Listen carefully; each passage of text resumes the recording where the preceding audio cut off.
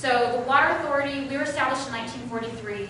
It's a county water authority after the state legislature. So we report to the state. We're not part of the County of San Diego. We don't really report to anyone locally except for our member agencies. So we were established because the Navy was coming into town. There wasn't a lot of water left. We only had certain areas of town where you're able to store water. A lot of San Diego's bedrock, really tough bedrock. Not a lot of areas to store water underground. Downtown has some areas, Oceanside, South Bay, some out in the East County. So then you had to bring in infrastructure.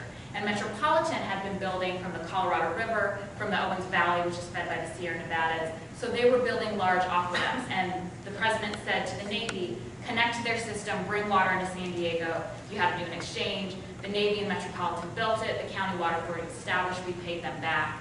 Now Metropolitan always feels like we owe them because they did us a big favor. In 1947, the water flowed into San Diego. So it flows in aqueducts, which is really just areas of land that we own rights to, and it's really in large diameter pipelines. So this is our service area, but you pick up the lines from Metropolitan in Temecula. So we provide water from Fallbrook all the way down to the Mexican border, with the exception of the city of Coronado and the city of Imperial Beach. They are supplied by a private water company, and we supply to the western third. So as you get further out the mountains, past Alpine, past Julian, past Valley Center, those people are on local water, well water. They pump it out from underground, they use it on their own.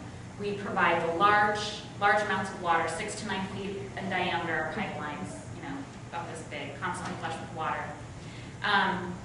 So we have 24 member agencies and 35 board members. So our board members are determined by the number of board members you get for your agency depends on the amount of water that you purchase. This big blue area, green area that you see is the city of San Diego. And so because they buy a third of our water, they have 10 votes on our board.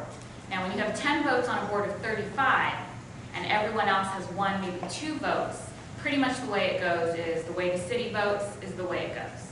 And so that causes a lot of animosity within our agency, within the county of San Diego. And so there's always a little bit of infighting. I can tell you that the agencies in northern parts of the county do not agree with the things that are going down the South Bay. There's always a fight of what you pay for, who's going to pay for it, how's it going to go. And all of our members of the board are either an elected official, appointed by an elected official, or hired by an elected official. So politics very, very heavily weigh into everything that we do. And so I really think that some of the ideas that UCAN has are great and they will be implemented, but it will take public pressure to make them happen. Because public agencies, we move slow. We like a bureaucracy, we like to document, and we like to make sure we get the best deal, and that doesn't always work when you're trying to push conservation measures. So this is why we import. San Diego gets less than 10 inches of rain per year. So when you have a sunny day on Christmas Day, that's awesome, but it means you're not getting a lot of rain. We're not able to store a lot of rain, and most of our landscapes take more than that. The grass that you see out here, a lot of the palm trees, those can take between 80 and 100 inches of water per year. So we are heavy water users. Per capita use in San Diego is 180 gallons per day. That's a lot of water, but not as much as Sacramento, which uses about 280 gallons of water per day. So we use a lot of water, we can use a lot less. And this is where we get our water from. So 50% of our water in a given year comes from the Colorado River. On a good year, 35% of our water comes from the State Water Project, and then we use 15% local, which is groundwater, surface storage, recycled water, and a little, some groundwater development, but not a lot is taking place right now. So as Jeffrey mentioned, we're in a crunch. We're at the end of the line. The water's dirtiest by the time it gets to us. We have to pay the most for it. We're the first to get cut off because we were the last to join the system. And all of these systems cross at least 4 fault lines. So a big earthquake comes, we can be cut off immediately. So not to scare you too much, but enjoy that water while you're drinking. So we pull the water off the river through Metropolitan at Lake Havasu. That water has to travel in open aqueducts most of the way, some pipelines that run through the mountains, but mostly open aqueducts. The same thing with the State Water Project and the Central Valley Project, which is a federal system, which pretty much provides water to the farms all through the area. So I'm sure you've heard a lot and you've read a lot in the news about the Sacramento Bay Delta, the State Water Project, and the problems associated with it.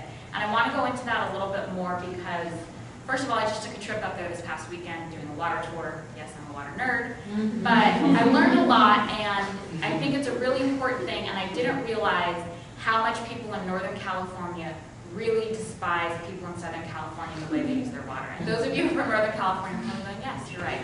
Every restaurant we went into, of course, we had to wear these big name badges that say water tour on them. Metropolitan, that's what they do. So we go into a restaurant and people would point at us. You're the people from San Diego trying to take our water. I'm going to be a little bit blunt with you and say I got called a fucker by someone because he goes, oh, you're stealing our water, you fucker. Hello, it was in the wetlands, and I'm just going to leave it at that. So we have a constant fight going on, and a lot of people in Southern California just don't know. They aren't aware of where their water comes from. They don't know the hatred that is involved with building water systems. If any of you have ever seen Chinatown, it's based on a true story of Mulholland going out to the Owens Valley, basically stealing water from farmers. The state water project is a broken system. It was built in the 50s and the 60s, and the point was